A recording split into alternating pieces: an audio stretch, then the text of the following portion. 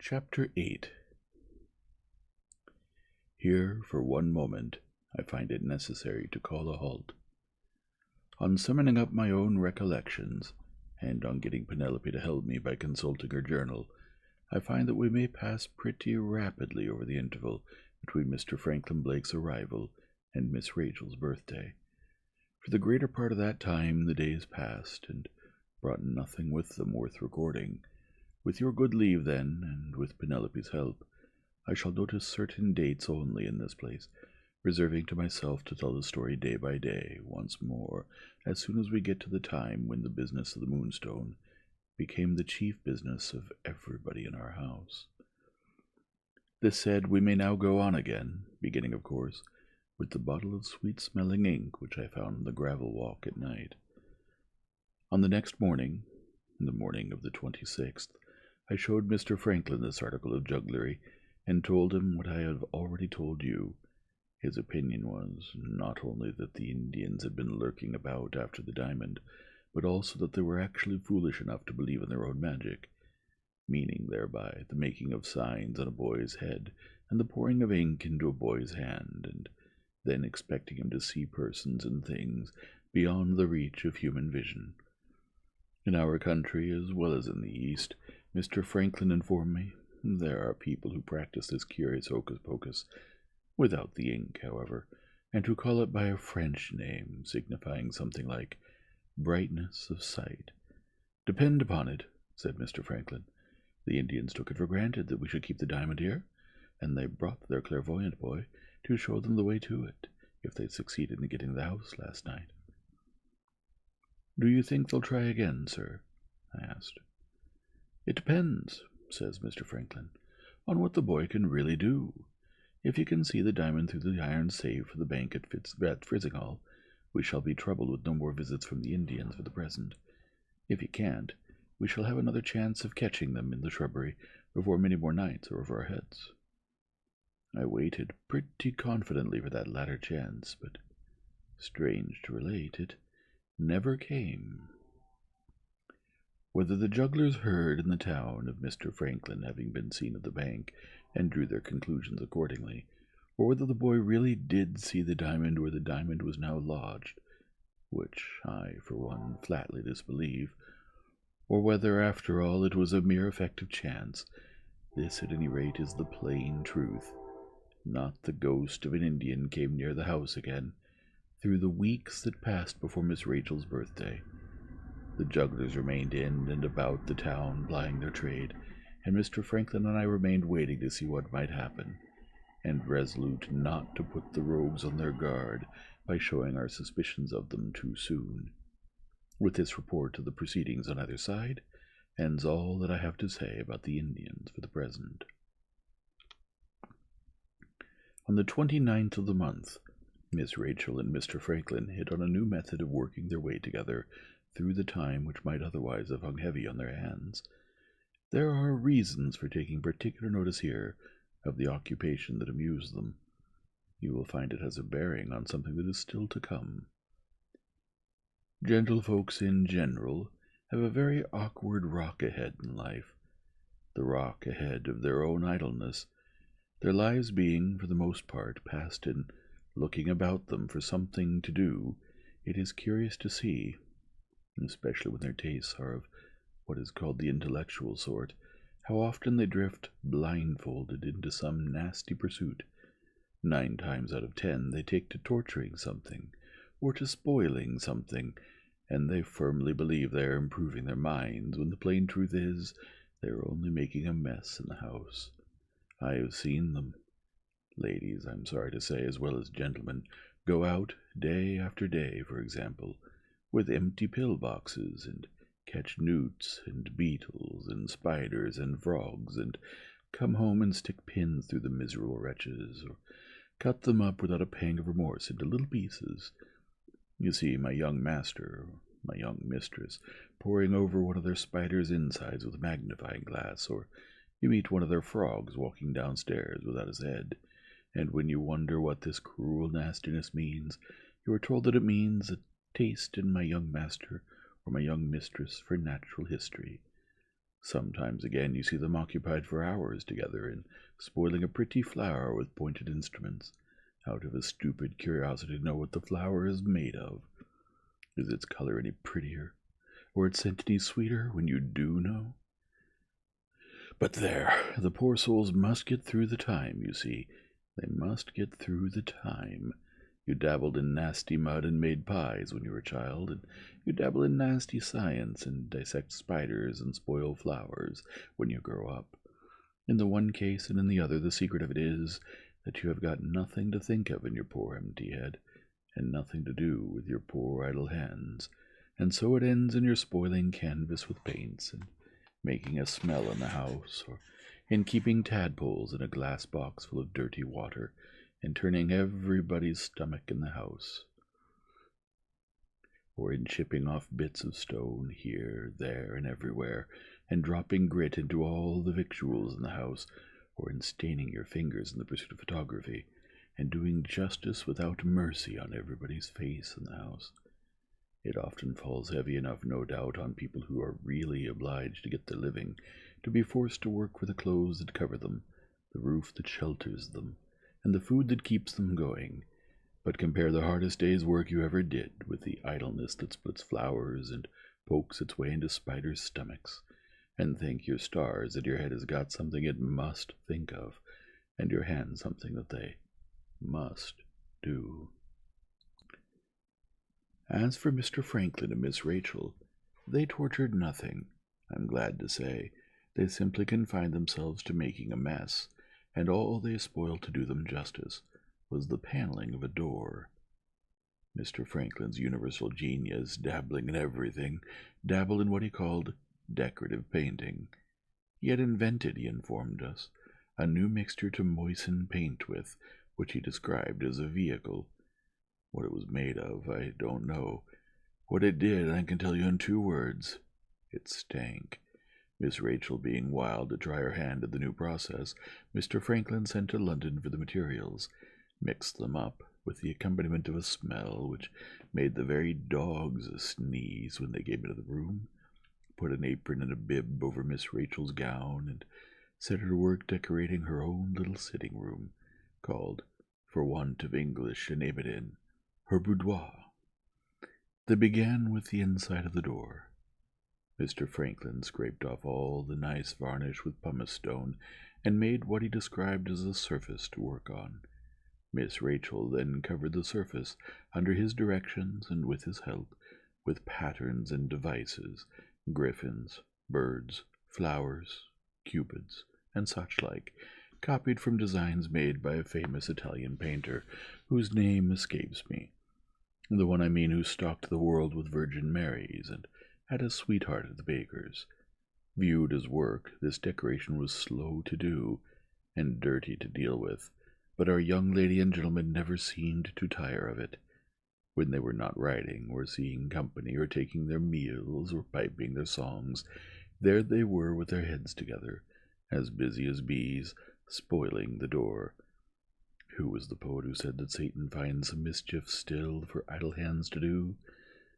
If he had occupied my place in the family, and had seen Miss Rachel with her brush, and Mr. Franklin with his vehicle, he could have written nothing truer of either of them than that.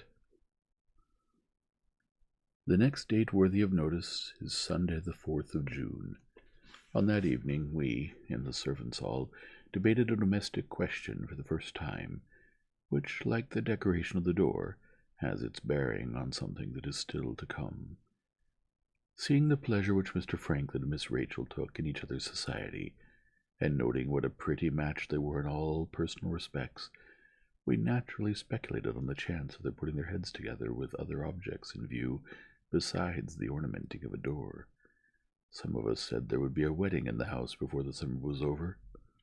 Others, led by me, admitted it was likely enough Miss Rachel might be married, but we doubted, for reasons which will presently appear, whether her bridegroom would be Mr. Franklin Blake. That Mr. Franklin was in love on his side, nobody who saw and heard him could doubt. The difficulty was to fathom Miss Rachel. Let me do myself the honor of making you acquainted with her, after which I will leave you to fathom for yourself. if you can.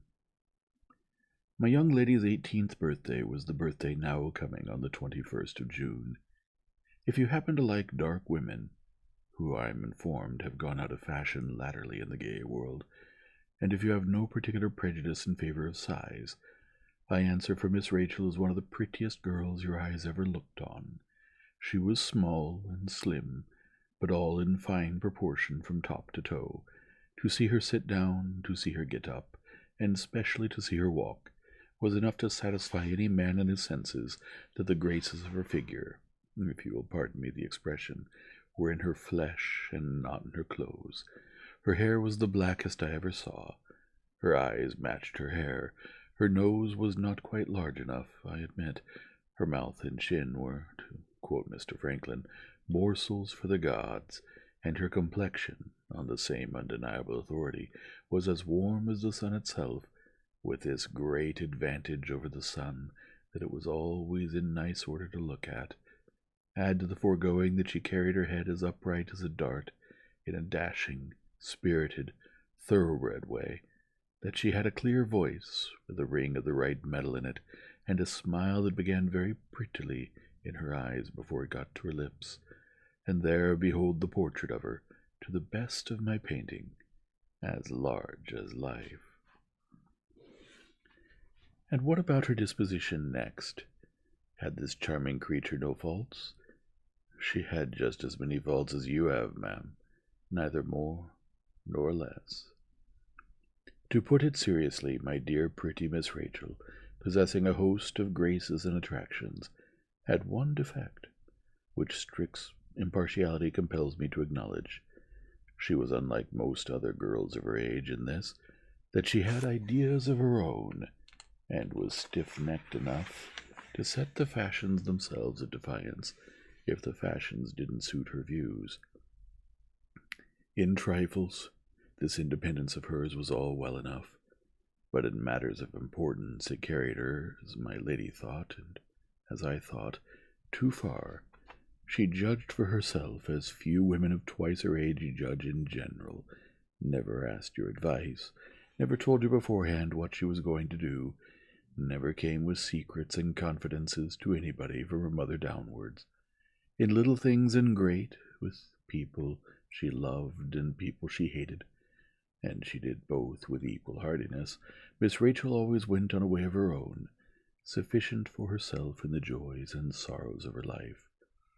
Over and over again I have heard my lady say, Rachel's best friend and Rachel's worst enemy are, one and the other, Rachel herself.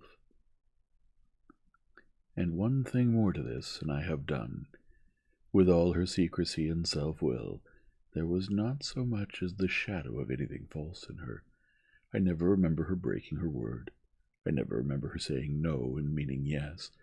I can call to mind in her childhood more than one occasion when the good little soul took the blame and suffered the punishment for some feint committed by a playfellow whom she loved. Nobody ever knew her to confess to it when the thing was found out, and she was charged with it afterwards, but nobody ever knew her to lie about it either. She looked you straight in the face and shook her little saucy head and said plainly, I won't tell you. Punished again for this, she would own to being sorry for saying, won't, but bread and water notwithstanding, she never told you. Self-willed, devilish self-willed sometimes, I grant, but the finest creature, nevertheless, that ever walked the ways of this lower world. Perhaps you think you see a certain contradiction here. In that case, a word in your ear. Study your wife closely for the next 24 hours. If your good lady doesn't exhibit something in the shape of a contradiction in that time, heaven help you, you've married a monster.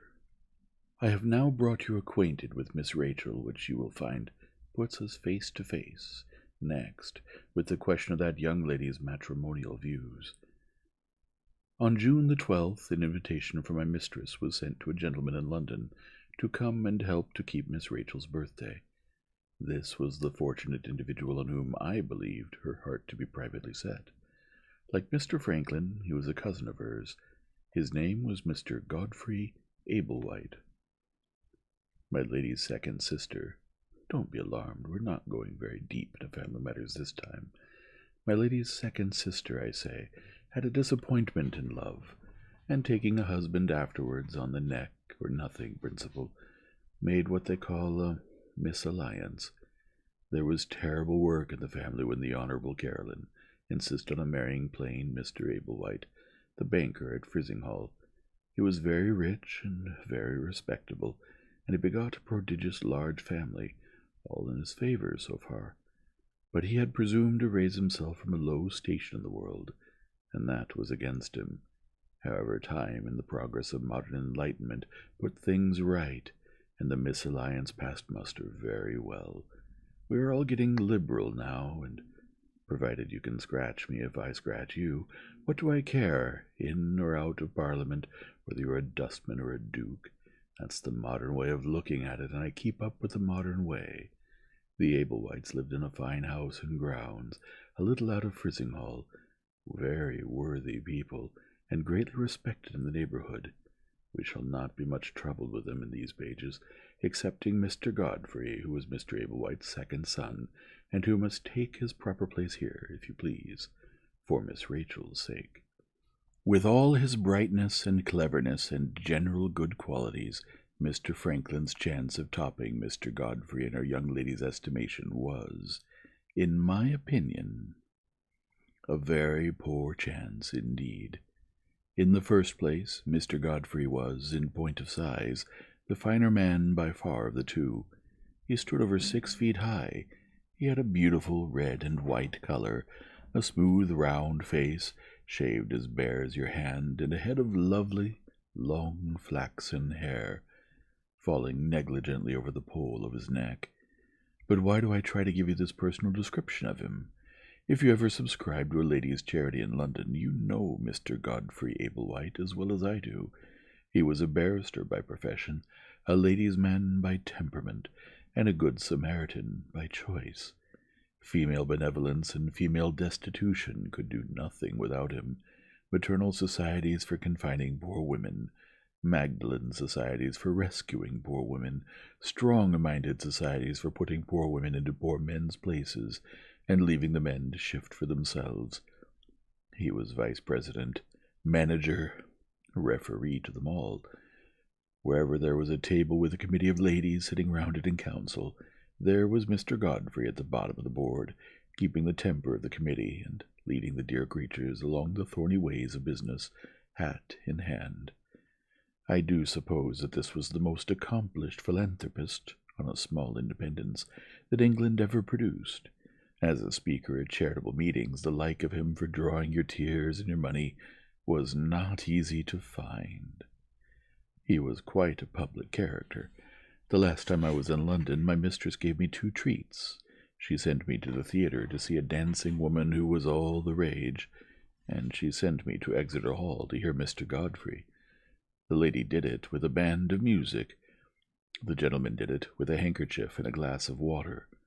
Crowds at the performance with the legs, ditto at the performance with the tongue. And with all this, the sweetest-tempered person, I allude to Mr. Godfrey, the simplest and pleasantest and easiest to please you ever met with. He loved you, and everybody loved him. What chance had Mr. Franklin? What chance had anybody of average reputation and capacities against such a man as this? On the 14th came Mr. Godfrey's answer. He accepted my mistress' invitation from the Wednesday of the birthday to the evening of Friday, when his duties to the ladies' charities would oblige him to return to town. He also enclosed a copy of verses on what he elegantly called his cousin's natal day. Miss Rachel, I was informed, joined Mr. Franklin in making fun of the verses at dinner, and Penelope, who was all on Mr. Franklin's side, asked me, in great triumph, what I thought of that. Miss Rachel has led you off on a false scent, my dear, I replied, but my nose is not so easily mystified. Wait till Mr. Ablewhite's verses are followed by Mr. Ablewhite himself.